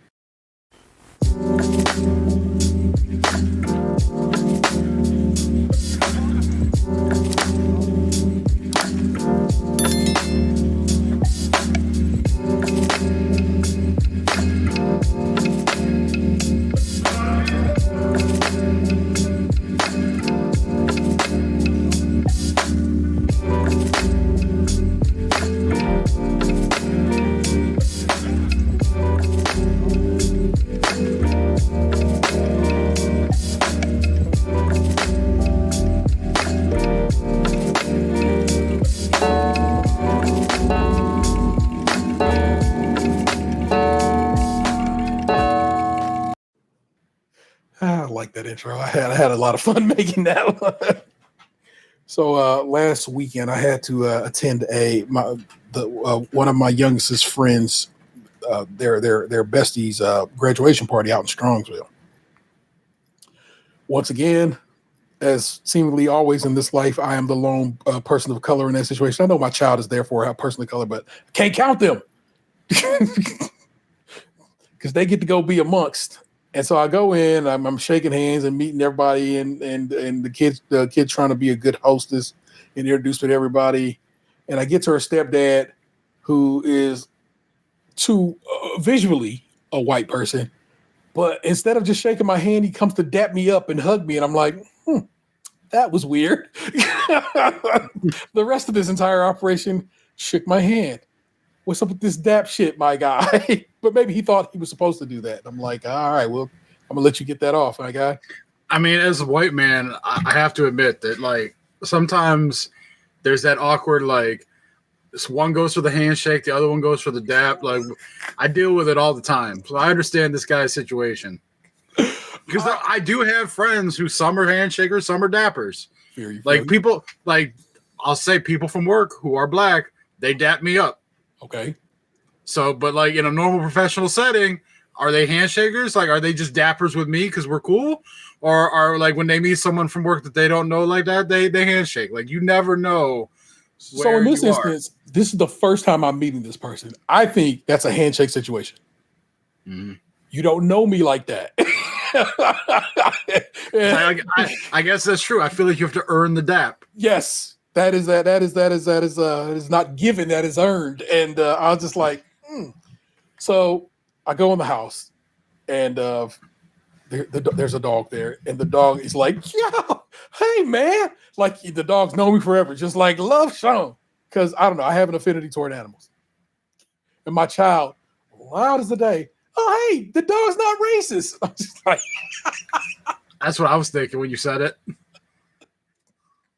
Because we all get it. Most dogs kind of are, but this dog was not, and so this dog was just lovely and happy and having fun. But I sat there, I was like, oh my god, I can't believe you just said that in front of all of your white folk. And so then at some point during this little situation, I just sit myself down. There's like a little back little inside porch situation. I just like, look, I'm gonna be right here in this chair playing Monopoly Go. I'm going to stay for an hour, maybe an hour and a half, and I'm gonna slide out. Everybody's aware. I'm like, okay, we all aware. That's what's going to happen with this situation. I'm here because this child asked me to be present at her party, and I'm never going to disappoint, kids. So I just try to sit there. There's people over here. There's a table in this room, and they're just conversing and blah blah blah. And then they obviously start that old whisper. They try to, no, he said it. Blah blah blah. They're mumbling, and then they go, oh, I can't say that. No, I'm like, okay. So it just already feels icky. You feel me? Then a parent kind of wavers into the room, and then what I assume is her husband, but her man wavers into the room, and their kid pops up and is like, hey, have you heard anything about a power? Because the power around this neck of the woods has been going out a lot since last year's storms, and their power happened to be out, and my power happened to be on. I was like, oh, say, where you stay at? I'm over here on this street. I'm like, well, I'm over here in this neck of the woods, and our power came back relatively quickly, and I think at last I heard you should be good. You should be having your power should be back on because I'm just trying to talk. And the wife is to my left is just like, oh, hold it down. Trying to. The husband look at me and don't say a goddamn thing. And I'm like, oh, okay, so that's the set we in right now. Okay, cool. So again, I keep sitting there playing Monopoly Go because I was trying to close that damn sticker out and didn't even get close. Well, okay. I was gold locked, and it was 6 to go, and wouldn't know where I was going to get 6 golds over a week and some change, but still. Then the dude who dapped me up comes into the room and is talking to this dude, and he's talking to him just super shitty. Like, what, you don't know about you're German and you don't know about this German composer, blah blah blah. And he goes, and me, I'm actually Lebanese. This guy I just told you, who by virtue of what he looked like is white. He banging his set he claims is Lebanese, and I'm just like, I don't like you in any way, shape, or form, you motherfucker. I don't like you. I don't like you talking to this dude like he's stupid because he don't know something that you know. I don't like that you like I'm Lebanese, and he says it in a way that seems almost braggadocious, or to say that I'm special because of this and blah blah blah. And I'm just like, this is weird and uncomfortable to me, and I'm just like, I don't understand. I don't know. Like I said, I've been to Box's house. No, that's the point. When I go to Box's house, I've been to Box's house, and let's say Box is having an event. It will be, sure thing, a bunch of white people there. But it also is almost always at least one Puerto Rican, maybe 2. It's always, oftentimes, I think you got a couple of Asian compatriots, or at least partially Asian compatriots who come through. Yeah. You have a relatively mixed group of individuals you call friend. You know what I'm saying? And you stick out like a sore thumb because of that, because most white folks simply don't. And I'm not hating on white people because they don't make more friends, but I'm saying, why? What the fuck is going on that you're not making more friends? Why are you not more open to friends of different ethnicities and races and so forth? Like, what's holding these people back? Because man, it's just like, again, it's the diversity of the community that you grow up in. Like if you grow up in like a predominantly white area, like you may not interact with people of other cultures and races. Like I grew up in like I spent time in different areas, like, and that's part of like growing up in like a quote unquote poor area. Is like, I grew up around Puerto Rican people. I went to school like I was like 98% of the school was black. Yeah. So it's like I grew up around black people. I grew up around Puerto Rican people. I went to public school in the burbs. So I grew up around white people. Like I grew up around a lot of different people, and I don't personally hate anybody, so I'm able to talk to everybody. So it just happens like that. Sure. So then we for go me, but like people who only like say you just like spent your entire life in Brunswick. Yeah. Like Brunswick, I probably nothing but white people. Like I don't know of any. I've never met anybody. It's like black, Middle Eastern, Asian. Like I think I know. All right, I know my one buddy's sister. I think lives in Brunswick. So that's probably the only person, non-white person that I can think of that I know that lives in Brunswick, and I don't even personally know her. Yeah. I make you some friends, people, some actual friends, and not just your work buddy. Steve that you like a lot. Have you ever been to Steve's house? If not, it's funny, but like we say that, but like Anthony's one of my closest friends, and I hadn't even been to his house until like last year. But that's because I think that's more on Anthony. Yeah, that is definitely more like he's weirdly private in that way, which is so strange to me. But also, if you were to force the issue, and I don't like that turn of phrase, but you know what I mean when I say that. We could have been at Ant's house. We probably could have been kicking at Ant's house on a reg. I know, but like in all the time that I'd known Anthony, he only invited me over one time, and the one time he invited me, I was out of town. True. Amanda is not the invitation extending type, but so there you go. That's an interesting example of the flip of that, and it's like I both get it and hate it at the same time because black folk people of color in general aren't allowed that same bit of I guess leeway, if you will. Because of what? What kind of leeway? So if I came up in an all black neighborhood with only black people, trust me, I'd still manage to have friends of different ethnicities. It's just because life says that. It says I'm going to bump into these people at a job. I'm going to bump into it in just my general interactions in life. Something's going to happen where I'm going to be kicking it with people of different races and ethnicities that I'm going to end up at some point calling them friend because I'm going to make it a point to. You know what I'm saying? And I don't think white folk extend that hand of invitation as often as at all. And such the math be math. Like I said, there's a study that was years ago and basically said something like 75% of white people only have white friends. You know what I'm saying? And then the math goes like basically the complete opposite way of every other ethnicity. And I know it's like the math is basically that white people are basically the majority of this country, so kind of it forces that issue. But also it's just like, but you can go make some friends, man. And they don't. And it's not that it bothers me. I guess it's surprising to me. You know what I'm saying? And I don't know what to do with that bit of surprise. But like I said, I was at that set last week and I'm about to be at one here in a little bit. And I'm just like, ugh.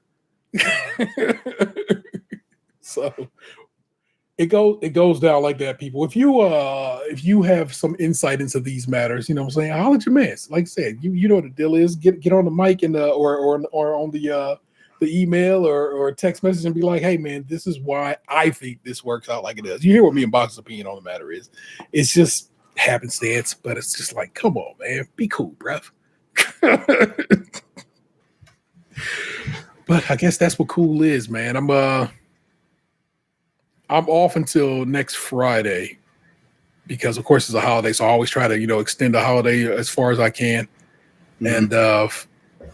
And Tuesday, Vanessa is taking me to Detroit to go see the Wu-Tang Clan and Run the Jewels.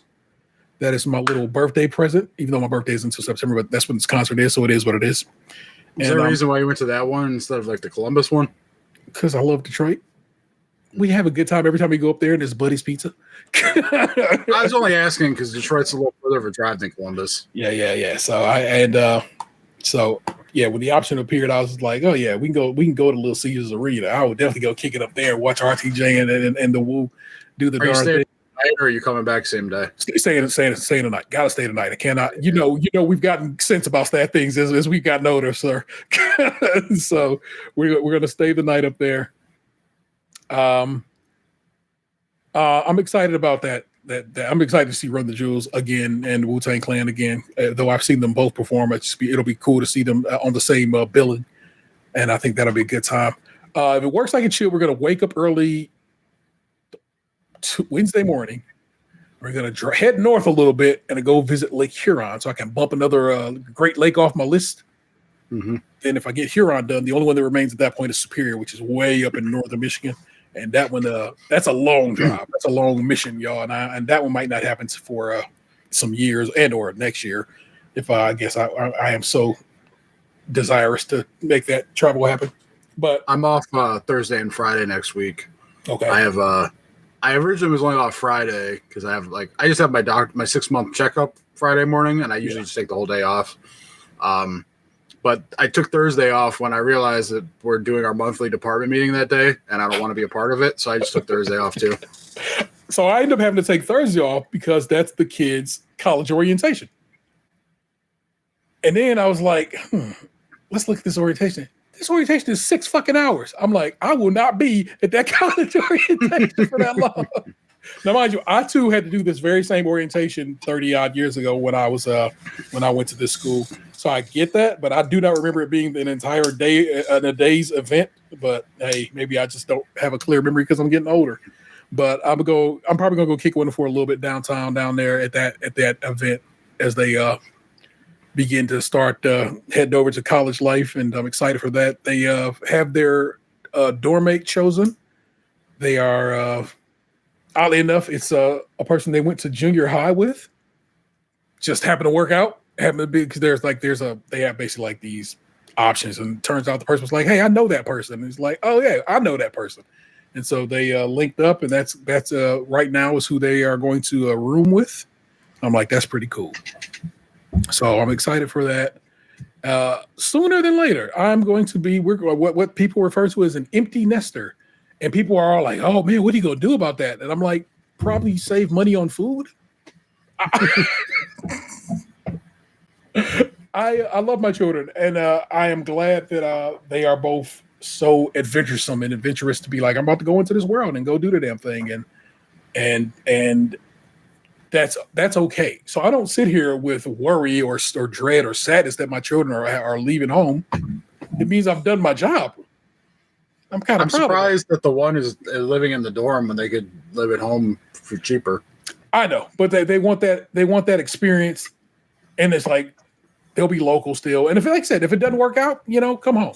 You know what I'm saying? We'll try it at least for this first year, see how that all plays out. And if it's to your liking and you like dorm life ain't so bad, and I kind of fuck with it, kind of got my own little apartment situation, I'm able to do my studies pretty well, then hey, that all mapped out and it worked out, and I'm okay with that, So we'll see how that all plays out. Again, I'm excited for that. That's what it is to be, I hope I've done. I know I've done okay. I have managed to raise 2 kids under some real duress when you know the whole story, and that's pretty fucking okay by me. And so go live in a dorm for a little bit, see what you think about it. That's fine. They already got a bit of a scholarship from the school. I want to poke around, see if we can find some more. Just basically as much money as we can get for free. You know what I'm saying?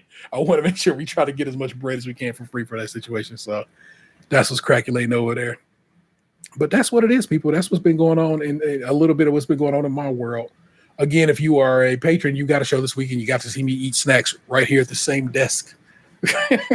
But it's a much more jovial. And I had more hair and beard at that point in time because I wouldn't I shaved it before we did this show because I can't be going to visit people looking like extra shaggy. I know I need a haircut too, and a beard trim in like the worst way. I normally put the 8 on it and just basically kind of try to even it out. And then I try to go light over it with the smaller clippers, just kind of get the strays. And I was like, man, it's lightweight summer. It's kind of itchy. So went over with a 7. And I was like, nah, let me put that. So I put the 6 on it. So this is a 6 guard beard. And I'm like, I'm okay with that. That I can that is not super length. It has some length to it, but it's not bad.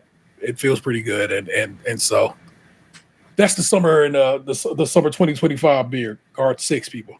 We'll let it grow back out come fall and winter and see how it all plays out. But you know what it is, man. Every week we take this operation over to Reddit and then delve deeper into the subreddit for Am I the Asshole, where I read you a few Am I the Assholes and we decide if these people and or are assholes. And look, it has its own little bit.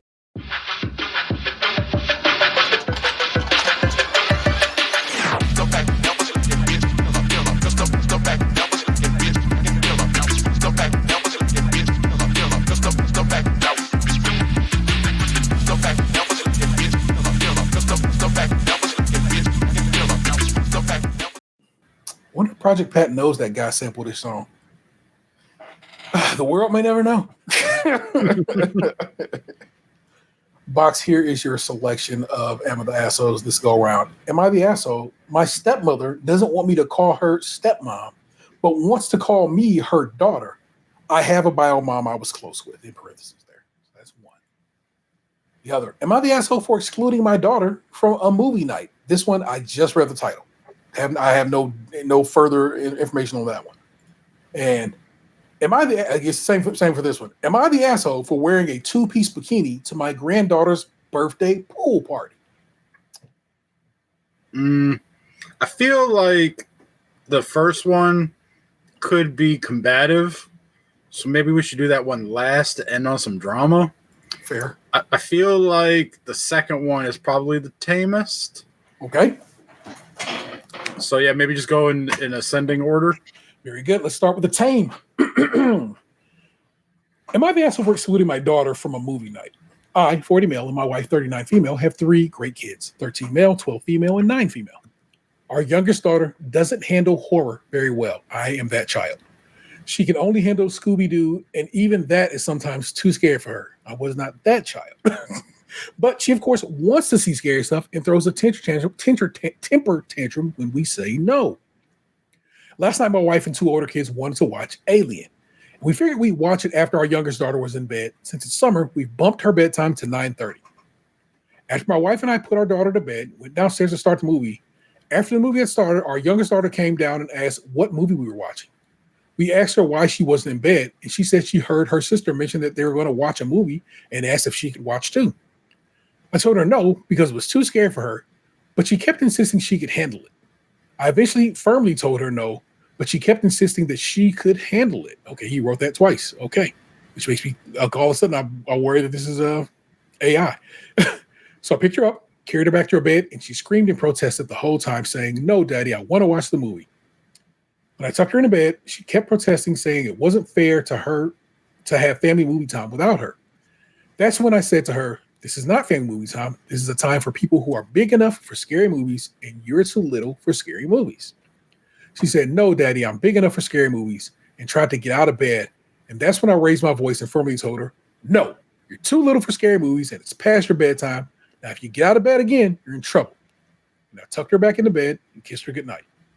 Then we all watched the movie as planned. We could hear our daughter screaming and having a tantrum from upstairs for a while, but we ignored it, and it did stop.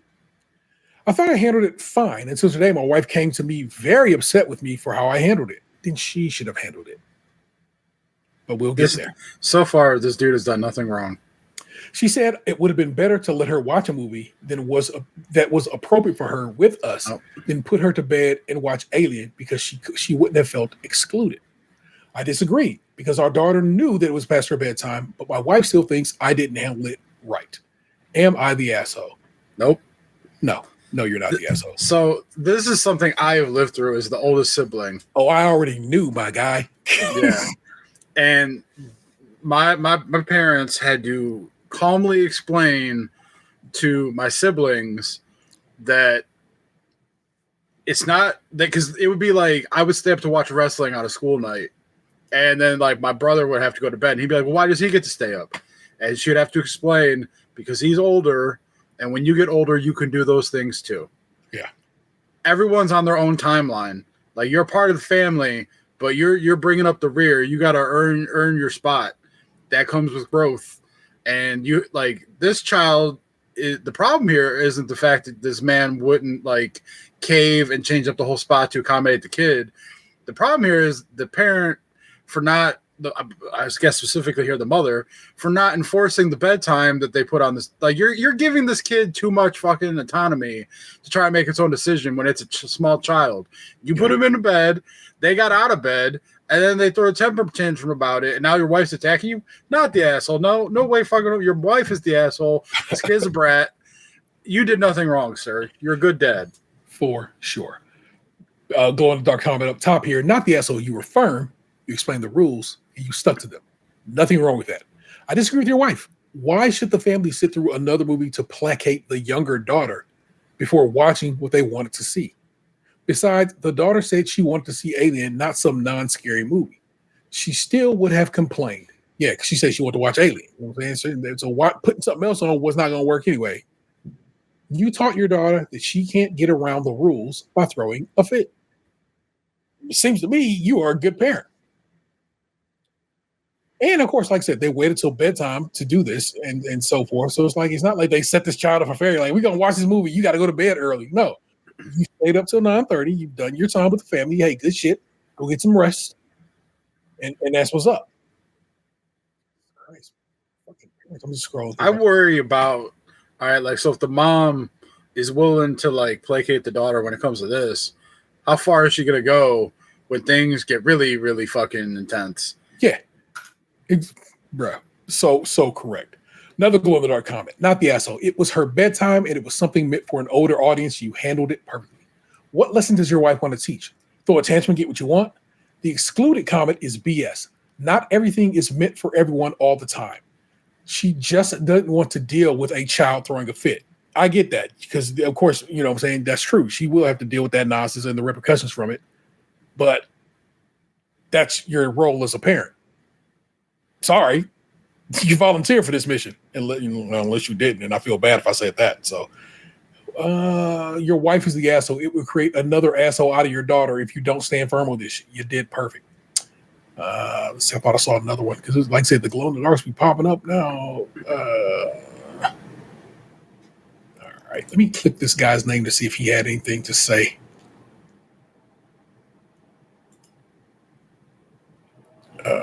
Not the asshole. Okay, not the asshole for how you handled it, but perhaps next time, make it a double feature. With the G movie first, then the youngest goes to bed. Your older kids deserve to be able to watch what they like instead of being limited to some milder stuff. But watching movies together is important. They need to both watch. And the OP responds, "Thank you, this is a good idea. We do family movie nights with her watching more pro movies, but I never thought of doing a double feature. I bet my older kids would like the idea."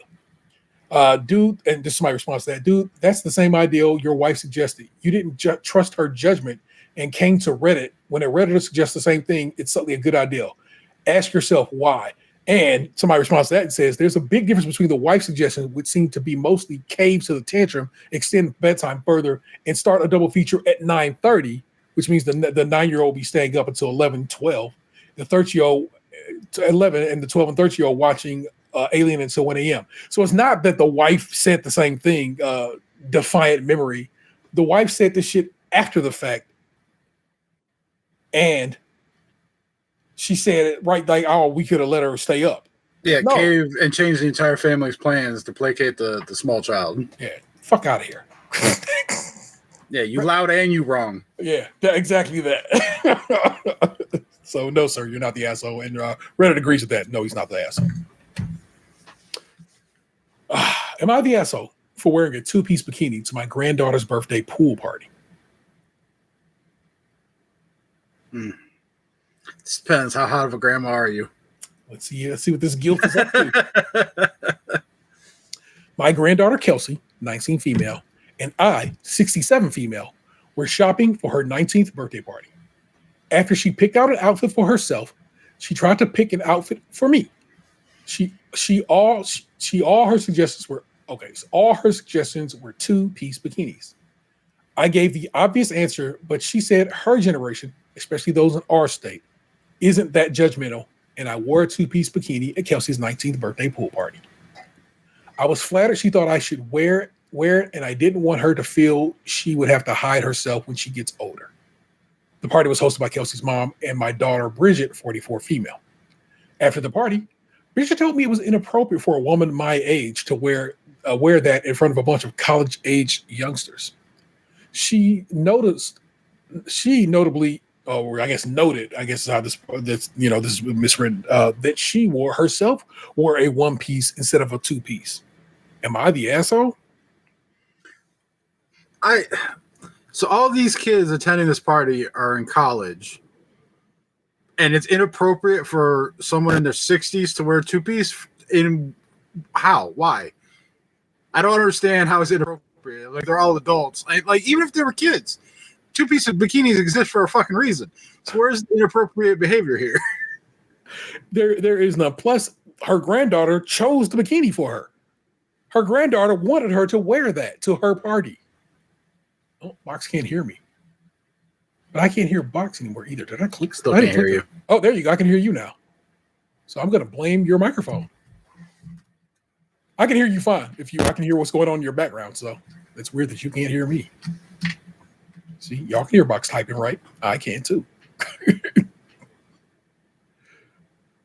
Well, anyway, I think it's perfectly fine that my man's, my woman's in this case, went ahead and rocked the bikini. Because, hold on, let me go to your. I have to respond to Box and tell him. I know. Oddly enough, I can hear you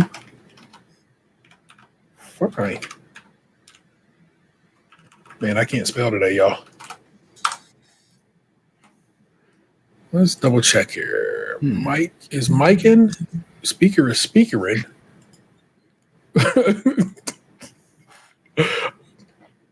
Can't call it.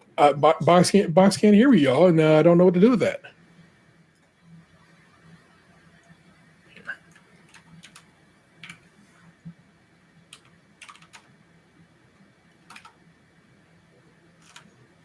Hold on, I'm typing him a message, y'all. I guess it's up to me to fill the dead air here. Again, Box doesn't know the air's not dead. I have any pee poop stories or any inappropriate happenings. So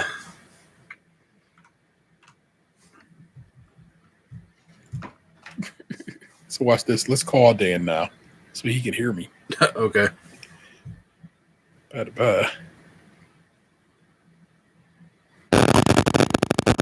woof, because that's so close to the microphone. You hear my phone actually calling Dan.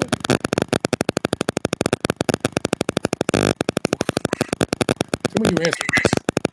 Okay, you can. But of course, all I hear is the static of us having the cell phone. So that's terrible.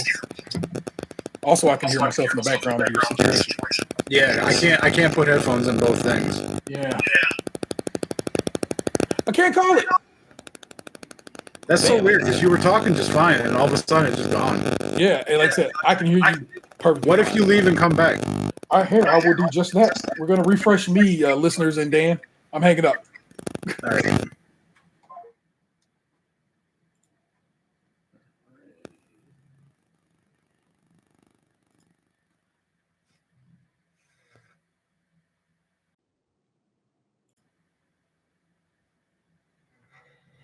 Can you hear him? Can you hear him? Yeah, see? It's so random. Did your mic settings change somehow?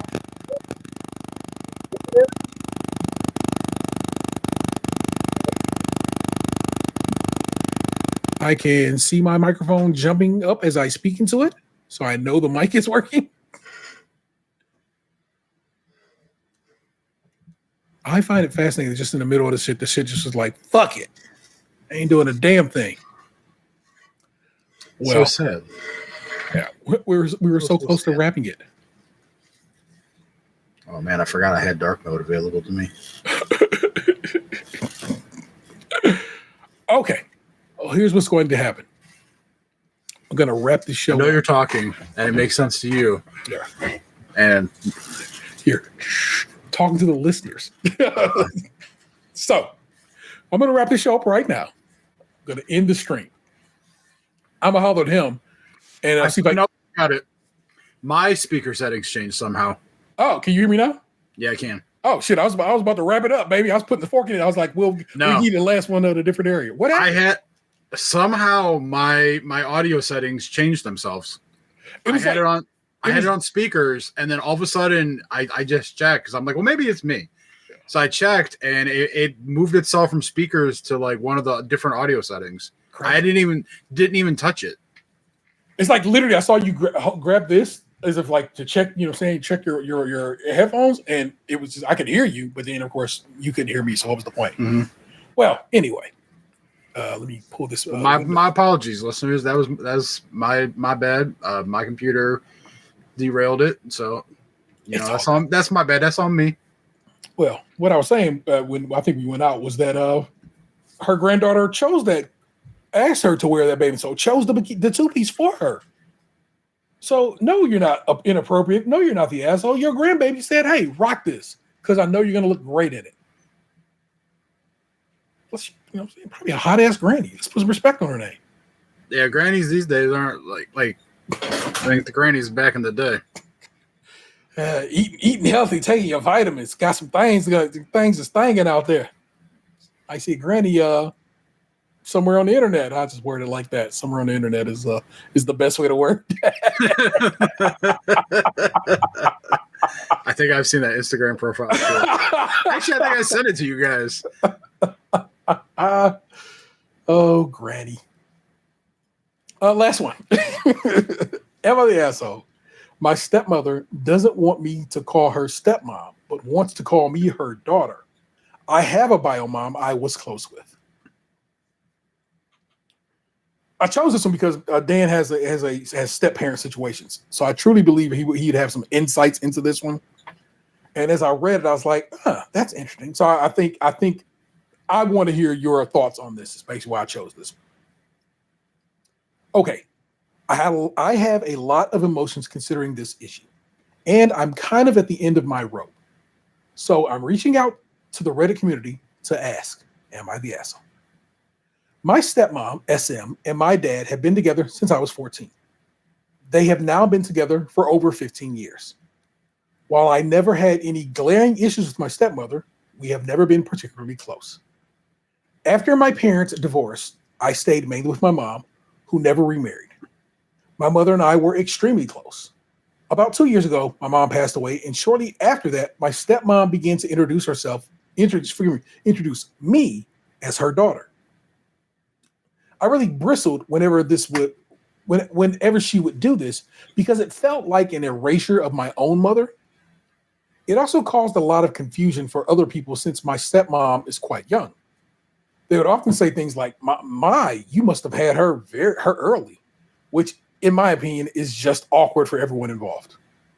Eventually, I came out and told my stepmother that her calling me daughter was very painful for me and that I wanted her to stop. I also told her that I will never call her mother because I have an actual mother. Calling my stepmom mother felt like erasing. And I want you to know, when I saw this there, it was a hearty, deep in my soul laugh. Felt like A, as in the letter A, racing as in race cars, erasing my own history and the history of my mother. Because people apparently don't know how to spell erasing. Or don't know that erasing is a word in its own thing, and they wrote a racing, and I laughed and laughed and laughed. And even though this is a serious story, that shit was hilarious to me. My stepmom replied, telling me how painful the label of stepmother is to her. This is something I do not understand because she never had a stepmother. Her parents are still together, so I just don't understand her perspective. She asked that I just call her by her first name when introducing her, if I'm not going to call her mother. But that doesn't really work in practice. For example, hi, this is SM's name. Oh, how do you know each other? Then I explained in a roundabout way that she's my stepmom. She has also continued to call me daughter on another 3 occasions, despite me telling her how painful that is for me. At this point, I don't know what to do. My dad has taken stepmom's side and has told me for years that his relationship with her is more important than his relationship with me. Damn. The last time I tried bringing this up, they both asked me why I was continuing to harp on the subject. Now, I am a conflict turtle, so normally I would just let this be and avoid the situation. Yes, she wrote, I'm a conflict turtle. I don't know what that is. Maybe it's just a turn of phrase the youth be using. Can't call it. However, I recently became pregnant and reached out to my stepmom and sent her this message. You know, I have a complicated relationship with calling you my mother, but I want you to know that you are this child's grandmother. I love you, and I'm excited for us to be on this life journey together. Here's how she responded. We don't have a need for labels. We're excited to celebrate this child's life. At this point, I'm really upset. Ultimately, I'm confused. So what direction to go and what to do? Sometimes I wonder, am I overreacting? Am I the asshole here? My stepmom and my dad make it seem as though I am. I am also open to any suggestions of what I can do going forward because I am at the end of my rope here. Thank you. I feel like there was a power imbalance in the relationship early on where the mother wanted to have that like firm, this is my daughter, but she didn't want to give that same equality to the daughter of like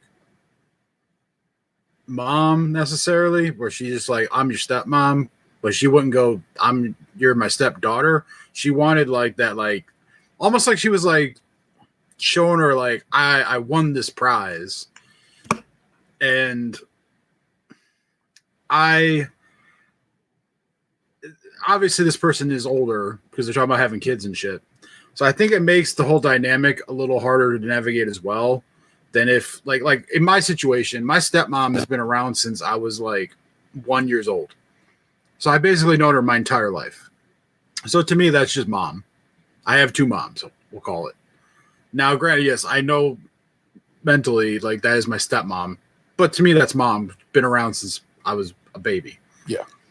My stepdad, he knew my mom their entire lives, but like I only known that dude since I was like 21, 22. Okay. So like I was already a full-fledged adult by the time he showed around. So it's like, to me, that's just my stepdad. Yeah. Like he wasn't there when I was a baby. So like I don't treat him like shittily or nothing. Yeah. But like it doesn't have the same level of equality in my mind. So here it almost feels like there was like a relationship imbalance that turned petty. Like I don't get the whole perspective of like it hurts me and all that. Like I don't understand the big deal. Like so I can't speak for this person's perspective necessarily, because to me it seems kind of like they're playing a victim card for some reason. I don't want to look at it that way. This person recently lost their mother, who they were super tight with, and then all of a sudden this woman gonna come along and be like, I'm your mom now. Like, bitch, no, you not. My mama is my mama, and I miss her. You know what I'm saying? I don't think that's playing the victim card. That is actually just being like, hey, bruh, I've been cool with you and said don't do that shit.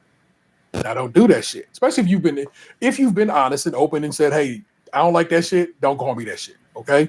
And then they gonna do it anyway, then that's disrespecting you set a boundary at that point, and they just like, I'm gonna be the line stepper.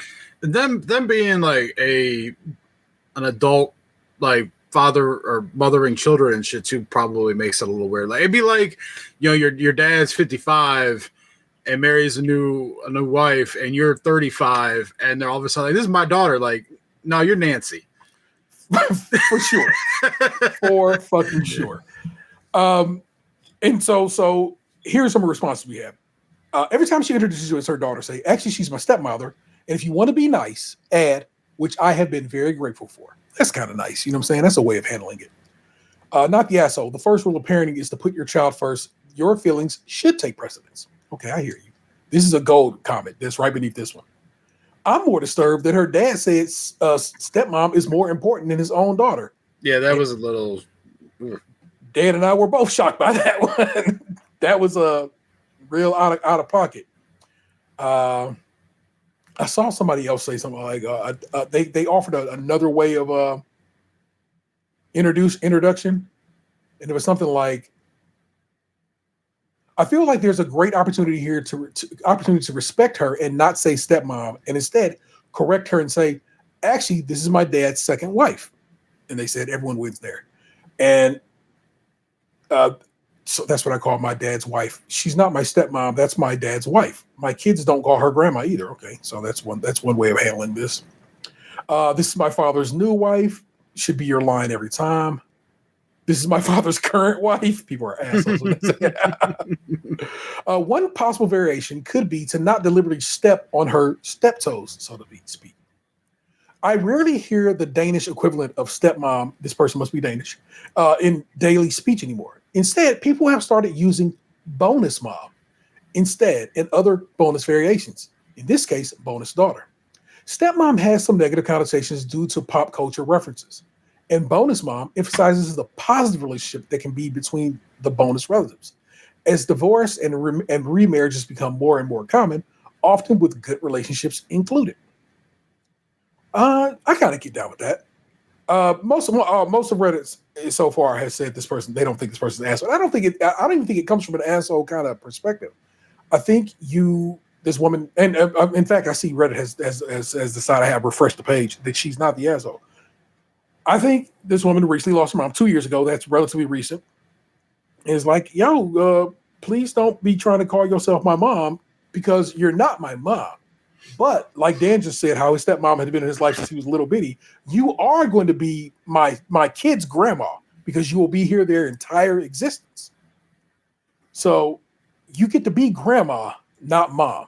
And I would think that would be cool. But of course, she's like, we don't put labels. Well, bitch, you just tried to put a label.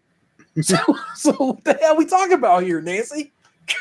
I love that we've decided Nancy is this woman's name. It seemed like some Nancy-like behavior. Mm-hmm. Yep. There you go, people. That was this week's Am I the Assholes? Let's start to wrap this operation up. I started back to For All Mankind on Apple TV Plus. Gosh, that's a good show, Box. I don't know if you ever watched any of it, but it's a really, really good show, and it just continues to be a good show. I don't have Apple TV. You promised it to me, and then you took it away. I certainly didn't take it away, because I can't remove it from your TV. How did it get logged out? I don't know. Maybe you changed the login. No, you canceled it at some point. No, I've not. I've never canceled Apple TV. All right. Well, at some point, I didn't have access to it, and then you never gave it to me back. Yeah, and Apple TV's weird how you log into it. You have to basically hit they put a QR code on your screen to log you in. So it just means I hadn't been to Box's house in a way to sit down and get him logged into Apple TV. Man, I've given out my passwords for like Peacock and Paramount Plus. If they're listening, I haven't done that, but I've given those out to like a handful of people. And every now and again, like I'll get like an email like, oh, you got a new login on this device. Like yesterday, I got an email like in the evening, like someone logged in on a Roku box in Cleveland for my Peacock account, and I'm like, I don't know who the fuck did this, but I'm just gonna be like, I'm gonna assume it's fine, because like the only two things that have that particular password are Peacock and Paramount Plus. Okay. So it's like, even if it got jacked, like it's like they're not getting anything important. But I'm just gonna assume it's someone I gave it to went somewhere or bought a new device or something or whatever. Goodness gracious. Well, again, because it happened a couple weeks ago. Like, I'm like, who the fuck went to Mansfield and logged into my Paramount account? You had told me that. It was some other city in Ohio. Yeah, it was somewhere down there. Like, yeah. And I was just like, I don't know anyone down there. Like, who the fuck is traveling and logging into Peacock?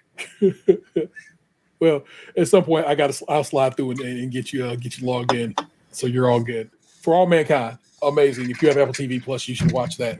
I'm playing, of course, Mario Kart World on the Switch too. I was playing Zelda. I actually kind of stopped playing Zelda because what it is, I have cartridges. I'm really that guy. So once I pull a cartridge out, stick another cartridge in, I was like, I've just been trying to get all the costumes in Mario Kart. Also, of course, been playing Fortnite because I like Fortnite. I'm not reading anything, but I'm probably about to start Project Hail Mary over because I just saw the movie of that is coming out next year. If you watched, read, and enjoyed The Martian, there's another book by Andy Weir. Look, that hard sci-fi because he knows his math. He talks to people and gets the good side, the information. And this is a pretty cool story, which I'm telling you right now, straight up and down, there is a big old spoiler in that trailer. And then the movie don't come out until March of next year. So I tell you not to watch the trailer. Huge spoiler in that trailer. Okay, I cannot believe they would put that in the trailer. So I'm telling you right now, don't watch that trailer. But I would tell you to read Andy Weir's Project Hail Mary. Great book.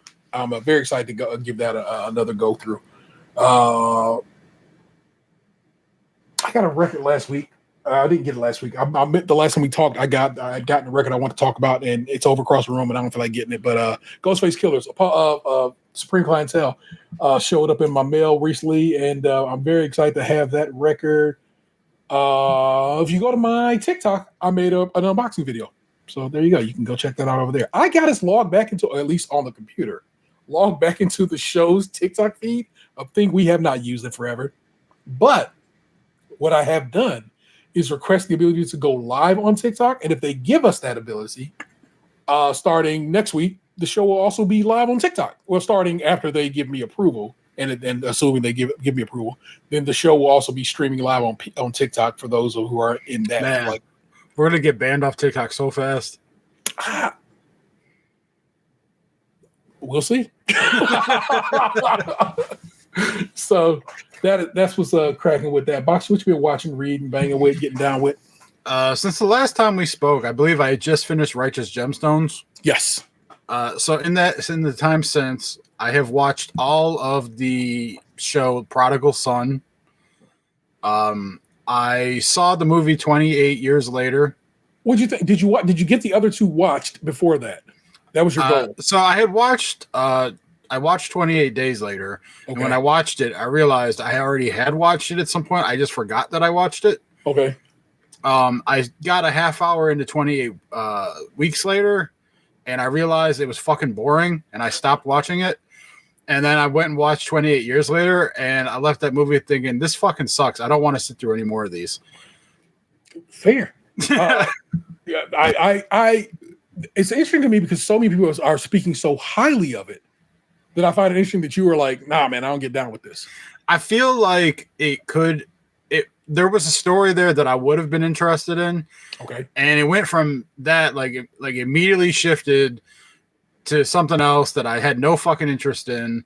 And it had like stupid ass fucking, like the way some of the zombies were interacting and shit. And then the ending was just like, I know it's a setup for the movie that they're to come out next summer, but like I'm not into it.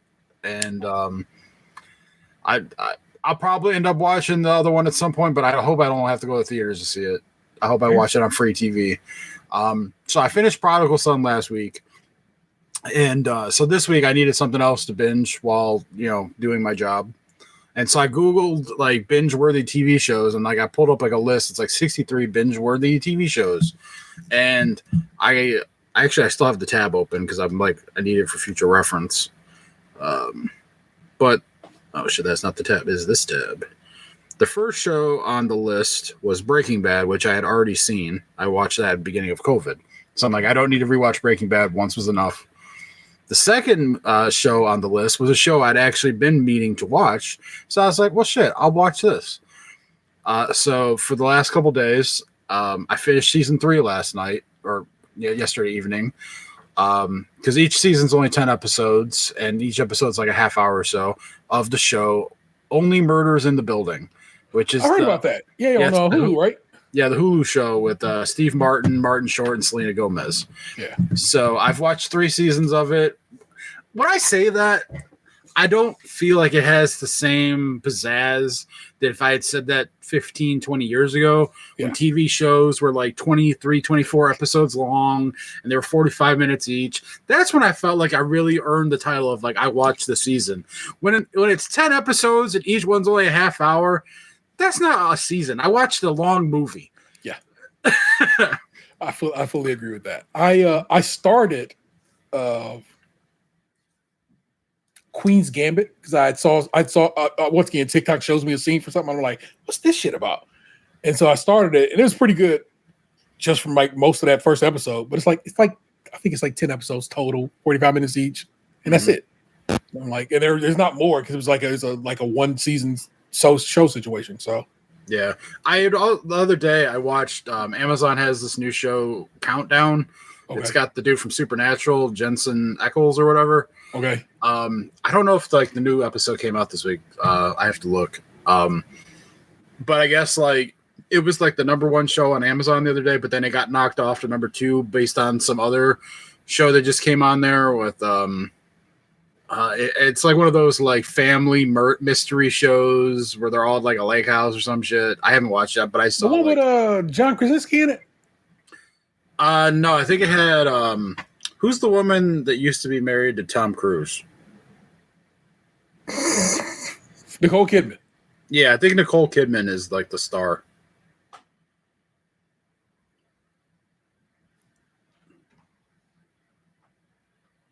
I could be wrong though.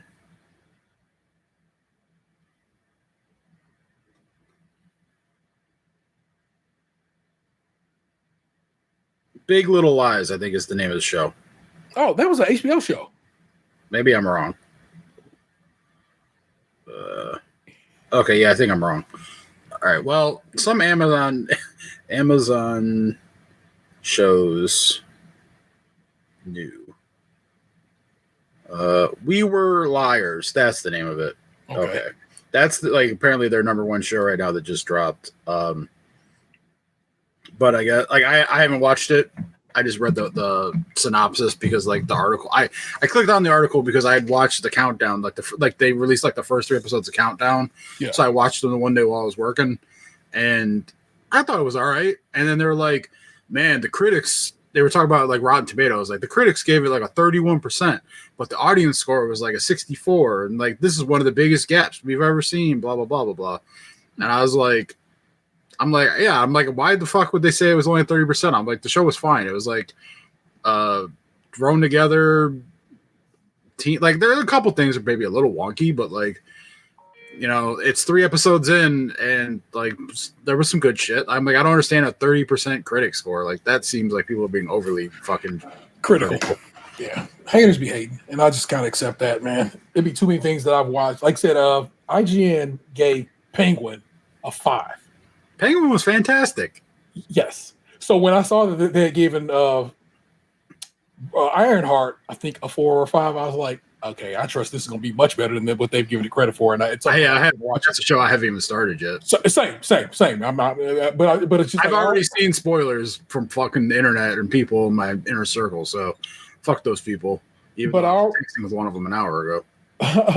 But I just was like, once I saw that IGN gave it a poor review, I was like, oh, this is probably fire, because I can't trust IGN's review scale anymore. Like I said, once you gave Penguin a 5, suck my dick. That show won Emmys. That show went on to win awards. So can't trust you, IGN, and your review scale. All right, folk. Let's stick a fork in it. You know what it is? Please tune in every Thursday.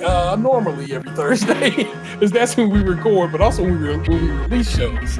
We usually record around 8:30 p.m. Eastern time. You can jump in the chat on YouTube, Twitch, and hopefully sooner than later on TikToks. We'll see how that. I would say get in the first TikTok one if it happens, because after that they ain't gonna let us back.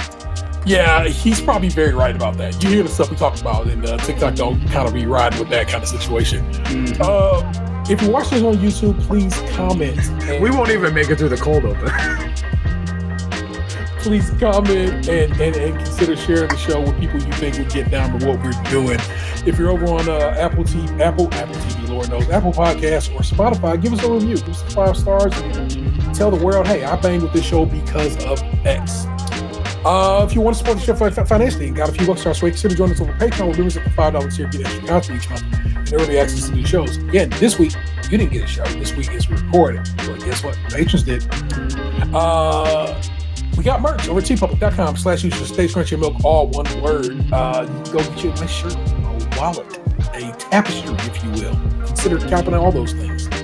And feel free to give us a call at 216-264-6311. That's 216-264-6311. We'd certainly love to hear from you. Our missing man is the 216's own Tatum. That guy there is Lunchbox 2019. That's correct. I am the internet's Taybro 713. Don't make me push in the traffic. We'll do it again next time. Thanks for kicking it with us. Peace. What happened to your ass? It used to be beautiful. Stays crunchy and milk.